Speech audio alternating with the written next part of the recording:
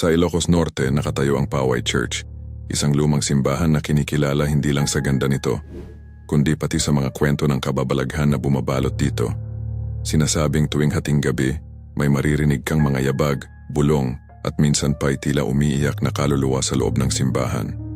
Ayon sa alamat noong panahon ng mga Kastila, ginawang taguan ng mga revolusyonaryo ang simbahan upang itago ang kanilang mga armas at mga sugatang kasama.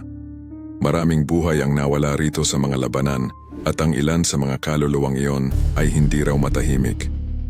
May bersyon ng kwento na may nakikitang puting babae sa kampanaryo, namumugto ang mga mata, tila naglalakad na parang hinahanap ang nawawalang minamahal.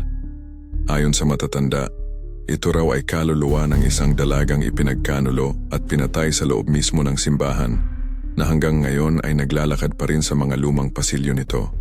Maging ang mga pari at sakristan ay may mga kwento ng biglang paglamig ng hangin, mga aninong dumaraan sa gilid ng altar, at mga ilaw na kusang kumikislap sa gabi.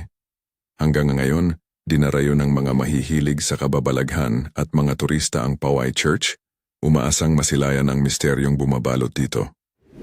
Sa bawat kwento at karanasan, lalong tumitibay ang paniniwalang bantayog ito ng mga kaluluwang hindi matahimik, na patuloy na nagbabantay sa kasaysayan at hiwaga ng simbahan.